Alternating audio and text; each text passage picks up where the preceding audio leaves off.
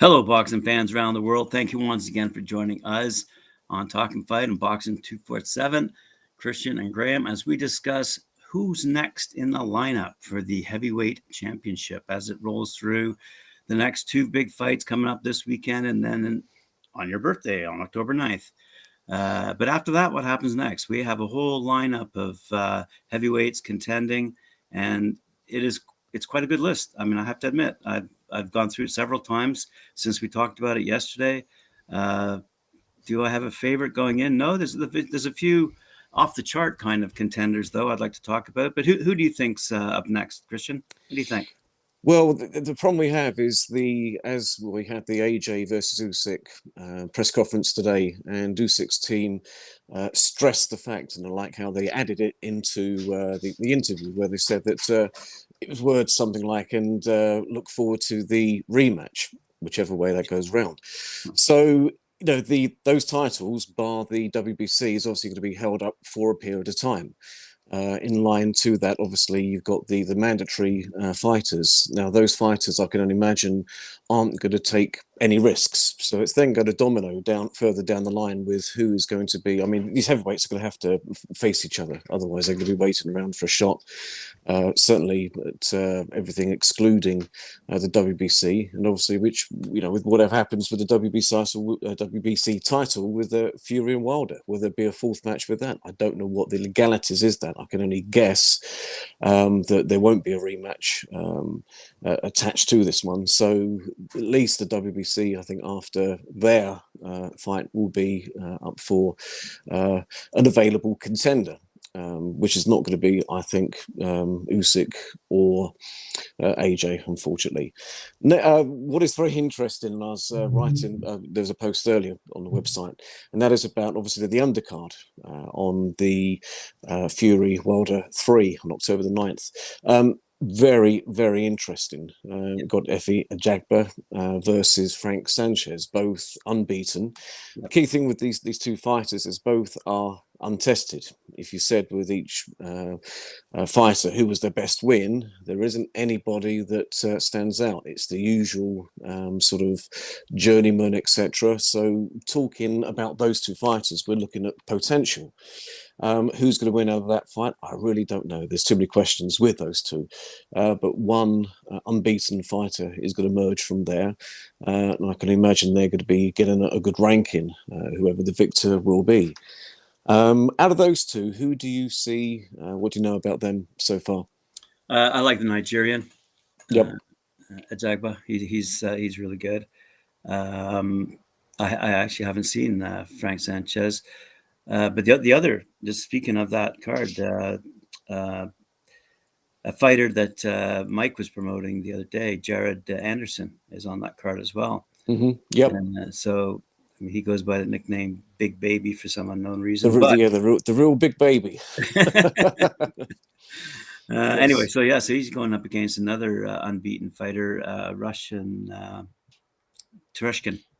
Yes. So that's going to be a really good fight to watch on so many different levels. But of the two you mentioned, I like the Nigerian, Jagba. Sanchez doesn't really jump out. Seen a couple of his fights. Cuban, well schooled, obviously unbeaten. But there's a lot of questions in the second to last fight. He looked very open. And it wouldn't surprise me if he lands up being KO'd, but it all depends really what Jagba is like, with his defence, because he's a come forward fighter. I think he's been down once, I think, in his career. I seem to recall that. But I think Jagba, will come victorious from that. I mean, with the two fights that we've mentioned, I think, and I can definitely see it, is the two victors, the two respective victors, obviously facing off. But it's a very interesting night because obviously the main event, I'm actually looking forward to that. Obviously with Wilder and Fury again, even if it's the third fight, I still think there's still so many questions with that. And I think personally, Wilder is going to get the victory. But it's what a great night. It's a full card of heavyweights. Absolutely great. Moving over from those respective fights, you've got Joyce. The chap is sat there. He's 13 fights. He's got a very good resume, and I think actually one of the best resumes out there. Yes, people say he's very plodding. He's like a mummy, sort of reminiscent of the early sort of George Foreman. He does get hit. Luckily, he's got a very good chin. Yes. But his resume is very good, and he seems to, and so far has got the job done with whoever's put in front of him. He did well, obviously, with Daniel Dubois, Yeah. winning that fight. With his last fight with Sakamba, he was very, very open, which was alarming. But we know he is. We know that that chin can be tagged. And that's, bearing that in mind, will make, I think, an exciting fight with anybody. Who's next up for him, I don't know, but he's definitely up there. And it's already been stated that he's going to be, after Usyk, he will be the next mandatory WBO a contender out there. He's going to be mandatory, but I do think this AJ Usyk thing, if they're going to have two fights, that's going to further delay anything that's going to happen with obviously Fury. If he comes through that fight, it's still a bit of a mess. Even once we've got these two big fights out the way. What's going to happen is going to be the rematch, with Usyk. Let's say, for example, AJ wins, so rematch with Usyk. Then you've got to deal with the mandatory. So where does Fury, slot in with all of this? They'd have to pay Joe Joyce off. The problem is Joe Joyce isn't young, and is certainly, it's not something he doesn't want to be inactive, which he hasn't been yet. But what do you do in his place? He's going to have to take some risky fights. It's going to have to be somebody like a Hergovich, a Dylan White. Moving on to Hergovich, looks very good, but again, it's all down to what he is capable of, as opposed to proven resume. Because again, if you said what was Hergovich's best win, there's nothing that really stands out. And this is the case with quite a few of the fighters out there. I'm not saying it's Hergovich's fault that he hasn't fought some of the best, because apparently they've been scouting for top opponents for mandatory shots. I think it's the IB, is it the IBF one? And nothing forthcoming whatsoever. Hergovich, how do you stand with him? Like him, I like him a lot. I'm not so sure he's ready to step up yet. He's unbeaten. He's 13-0. But I'm not so sure he's really proven himself among the big boys, shall we say. In the same manner, the Frenchman, Tony Yoka, he's unbeaten, but yes, he's in that same caliber, if you ask me. Yep. Someone who you Brits might want to look out for is a fellow out of California, Michael Hunter. Yes, former cruiserweight who's moved up. One loss, obviously, to Usyk. Yeah. So I mean, there's a couple they're bubbling under, as they say, that I'd like to see step up. But as you're saying, I mean, we've agreed and talked about, it's a clogged up battle up top that needs to be cleared out. And once that is cleared out, you've got some really decent fighters waiting for their chance to move up. I'm not a fan of Joseph Parker. I don't really care about Derek Chisora either. But, those are among the top contenders that are identified by most of the professionals in the business today. But it's going to be interesting to see how this all shapes up. 2022 is obviously going to be a great year, I hope, anyway, depending on how these next two fights turn out. It's going to be a great year for these up and comers, and some who are, shall we say, middle age. But yeah, and even more than that in some cases. But I think we'll leave that one to yeah. And we haven't even mentioned Andy Ruiz. Andy Ruiz, he's and probably Ruiz. I mean, he was top.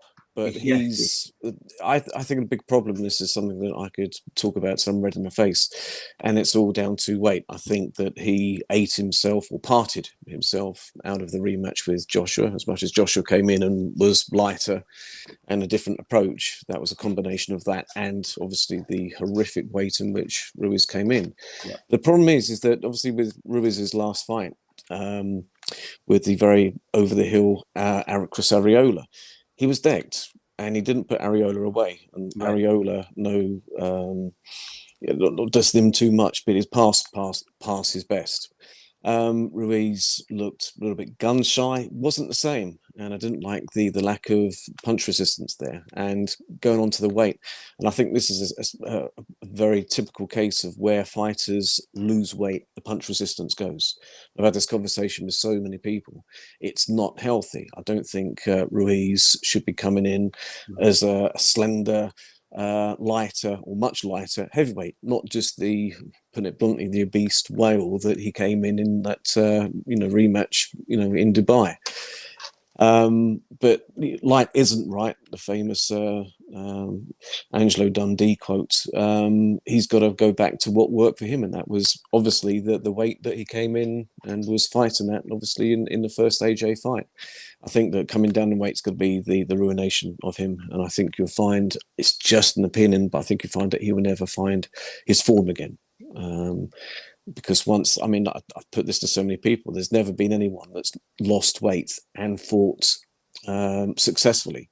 And the full, how could I put it, example of that is, can anyone name heavyweight that has moved down to cruiserweight and fought successfully?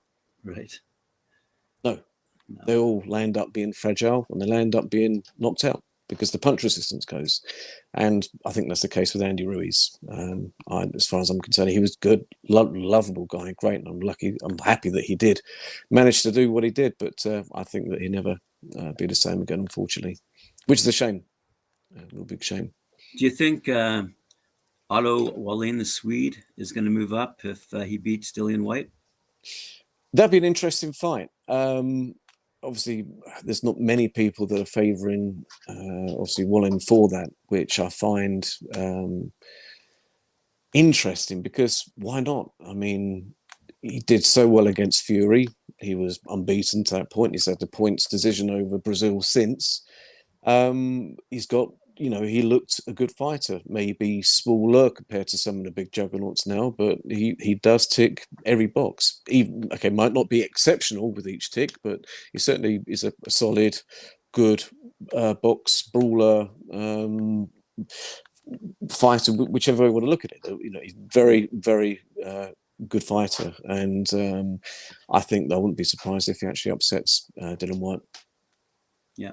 And I think if he does that, I personally think, I don't think he's going to go all the way, but he's certainly going to be in the mix. I do think Wallin will beat Whyte in that fight, based on how Whyte has looked recently. It opens up, as I said, as we're looking up and down the line, if you will, of who's going to move up and who's going to move down, quite frankly. To take some of these spots that are going to open up. I mean, let's just say Fury wins. Let's just say he quits after that. He says, "I've won it all. I'm out." You guys fight it out now to find out who's next. It's just going to open up a lot of opportunity, I think, and then who's going to fill those spots, and that's what we're talking about. So I'm kind of curious to see, because if Whyte loses, that's another Brit off the charts, if you will. And who's not? I mean, I like the Nigerian. Like I said, he's going to surprise people. Yes, very good. Very, very similar to Wilder. I mean, he was actually in sparring partner for Fury, obviously against Wilder for this upcoming fight. But from what I seem to recall, he's been taken out of there. From what I heard, he was actually too vicious, or how can I put it? Fury wasn't looking too good against him. And it's these reports, which could be false, obviously it's put full set of security, all the rest of it, but it's these kind of reports which is making me think that Wilder is going to succeed in this fight. I don't think you're going to see the repeat of Fury Wilder 2 come October the 9th. Back on point, yes, so Jagba, very good. Just trying to think who else is there sort of hovering around. You've got Michael Hunter, as we said. You've got Martin Bacoli. One loss against Michael Hunter. Solid fighter, but again, nothing exceptional. There's no great wins on his record to show that he's going to be there at the top. Tommy Fury. Not Tommy Fury, sorry. Fury's cousin, Hughie Fury, obviously moved over to Boxer / Sky Sports, and they're going to be heavily pushing him. Yeah. Apparently, he's looking very good in sparring, punching heavier. We shall see. But Very good fighter, always going to be in the mix. But it's just an opinion. I just think he's a B fighter, good fighter, ticks most boxes. Another one like Wallin, I just think that every time he moves up to elite, he will lose, which is a shame because very, very likable guy, very dedicated. But I just think that that's another one that's going to be sort of just hovering below elite level.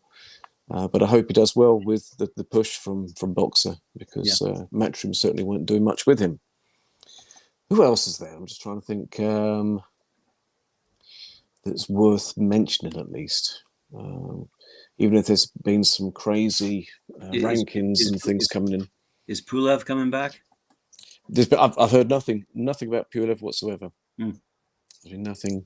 But the ratings, maybe I should have checked on those prior, but the ratings are funny. You had in the WBA ratings recently, rated at number 10, you had the Australian guy that David Hay fought. But why he was rated at number 10, really don't know. But I think the best of the rest at the moment is going to be the Wallins. He's beaten Brazil, so let's take Brazil out of the equation. I know it doesn't work like that, but Dylan White, I just think he's going to be the nearly man that he hung around as mandatory for ages with the WBC. Was so close with that. I just think he will, and certainly legacy-wise, kick himself for turning down a rematch with AJ. He was offered, I think it was 5 million or something. It was turned down. Obviously, he's got his reasons. So curious to know what they were. But why? It would have been a Wembley Stadium, 5 million. I don't think, I've just got a funny feeling he's going to never get his shot again. I think you're going to find that an Otto Wallin is going to beat him, and then it's going to be that slope downward from there. In his last 2 fights with Povetkin, even if he did win the rematch, didn't look particularly good. Very disorganised, even if it was a first round blowout. It was just a free fall. It wasn't measured. And if you had a Povetkin that didn't stagger into the ring for the rematch, again, there could have been another result. But that was a funny one. But it's, Joe Joyce, Daniel Dubois, I mentioned him, with just the one loss with Joe Joyce. I just think he was rushed a little bit into Joe Joyce. And I think they underestimated him, because he is so open. I know he was ahead on the cards before losing to Joyce, but that was a shame. And I think, and certainly he's young enough to come again. They just need to match him right and not rush the return as such. Right. How do you feel about Dubois? Middle of the road. I don't know. It's one of those. You've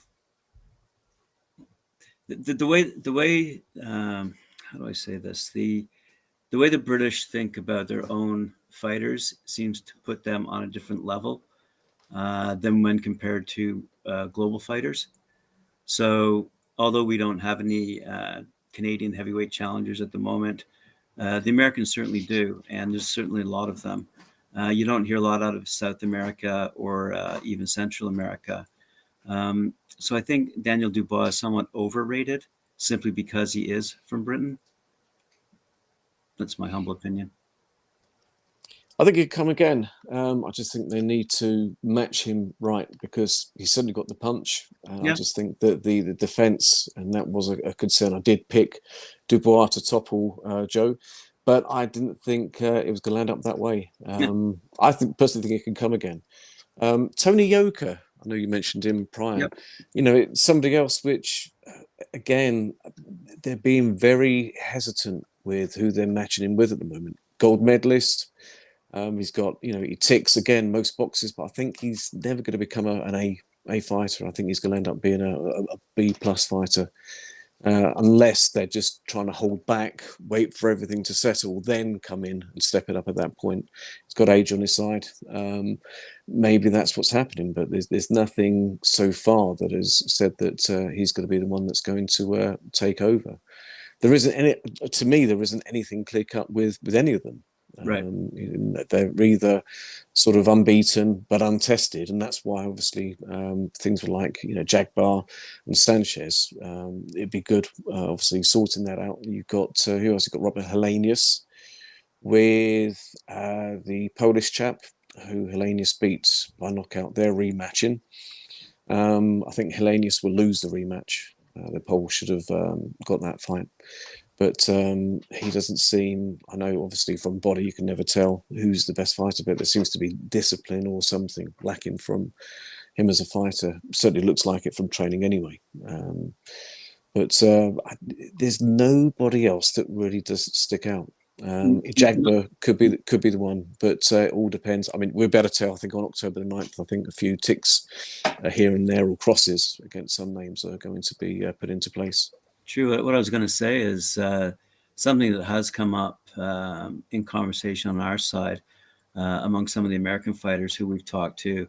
They've noticed a different style of fighting coming out of Germany, mainly due to the influx of Eastern European fighters who are moving to Germany and bringing with them a very, not necessarily unique style, but a different style. And although we don't know their names yet, I think in the upcoming years we're going to see some German champions who have had a Eastern European heritage, quite frankly, and a different style of fighting that is going to take some more traditionalists by storm, quite frankly. Yes, I mean the top one in that bracket of fighters is going to be Ajit Kabayal, who obviously the former European champion, still unbeaten, but he doesn't fight often enough. Right. And was it his last bout? He fought Kevin Johnson. Bout went the distance, but Johnson had him rocked and in trouble towards the end of the fight, which was surprising because you don't usually hear about that with Kevin Johnson. I know that in Johnson's prior fight, he knocked out the comeback in Pablo Hernandez. But that aside, you know, a fighter who's unbeaten and who's aiming for the top shouldn't be rocked and in serious trouble with Kevin Johnson at his advanced age. Right. And he even vacated the European title to, I hate saying this, but to seemingly duck Joe Joyce. This was something that was being mooted. No, and there's nothing in his prior fights at all that gets me excited. And he's hovering. I can't remember what he's. I know he's rated by the WBA, probably around the 10, 12 mark. And he's been hovering around there for a long time. But you know, his best win is what Chisora. That was in Monaco on points. Very unmotivated. Chisora came into that fight. Caballero won, but that's his best win. And it seems to have stagnated, and he's just not moving on for whatever reason. I personally think there's a lot of doubt in the camp, and I think at some point they're going to wait for a cash and out fight. I mean, he was top on the list to face Fury a while ago. Tyson Fury a while ago, before Fury couldn't fight. Nothing with him as well. We're just speaking about the up and comers, the guys who are, looking to challenge as early as next year. And realistically, there are so many, not only names out there, but names that we don't even know yet that are out there. So I'm looking forward to seeing how the year shapes up after these two phenomenal fights that we have upcoming, and just to see who steps into the ring next, so to speak, and challenges. I mean. And I guess there's that other intangible of who's managing them, who's matching them, who's promoting them. And like I said, I think that's where the British and the Americans have their advantages versus either the French, the Germans, or Australians even. Anyway, we'll see what happens. But there's more than with the undercard on October the 9th, there's certainly no holding back with matching top fighters. I mean, when that was announced, I was so shocked. I thought this is against the norm. It doesn't ever happen. Right. Which is why I'm looking forward so much to that night as opposed to this Saturday, which I'm excited for. Just a quick question, just while we're on to heavyweights. Now we're closer to the date, just 2 days. Any further thoughts on the two of them? With AJ and Usyk? No, I stand by what I originally said. I think this fight is going. I think Joshua is going to knock him out. I think he's not going to take him I think he's going to try as early as quickly as possible to knock him out. That's how I see it going. Wow.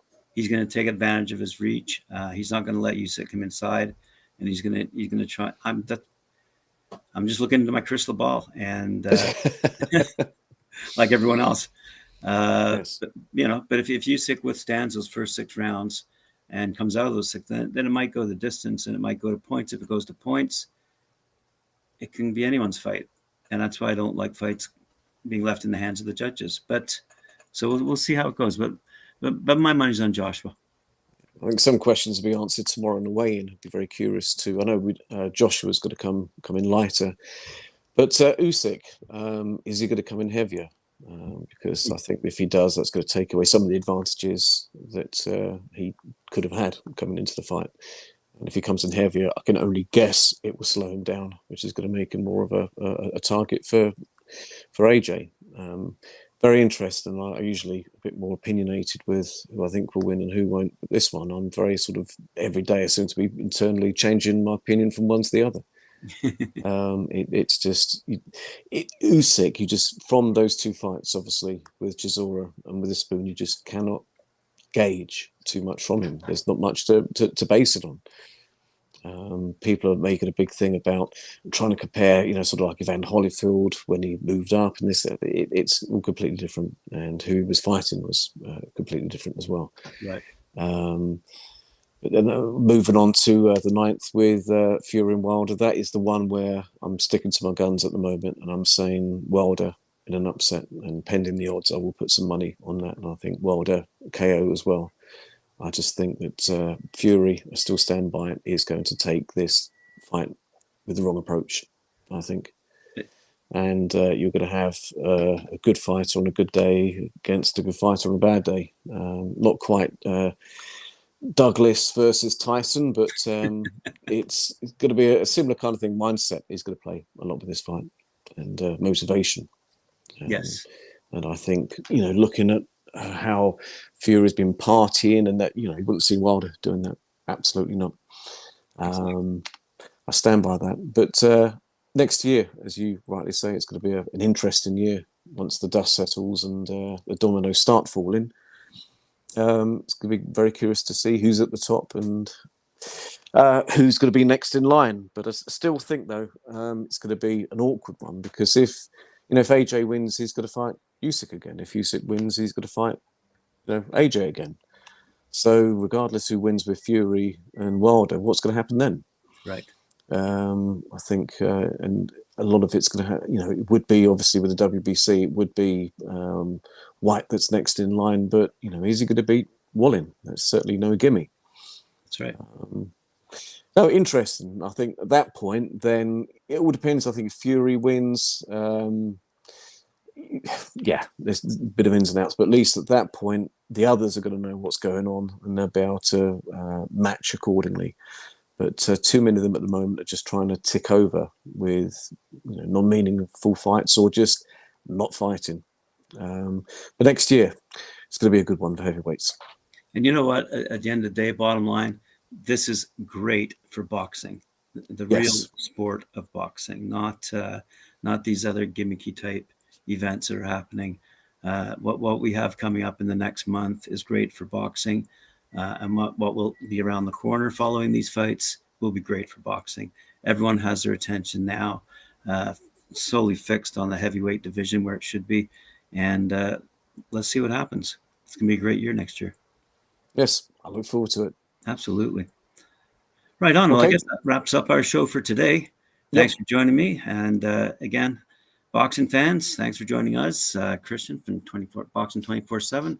I'm from Talkin Fight. And we're going head to head and the toe to toe. And yeah, do you like my Logan Paul shirt? Sorry? Do you like my Logan Paul shirt? That's great, eh? Fantastic. So in the UK, 5 o'clock tomorrow, as I said yesterday, live at 5 in the UK, and Canada, that's 12 o'clock. So till tomorrow. Thank you. Absolutely. Take care. Thank you. Bye-bye.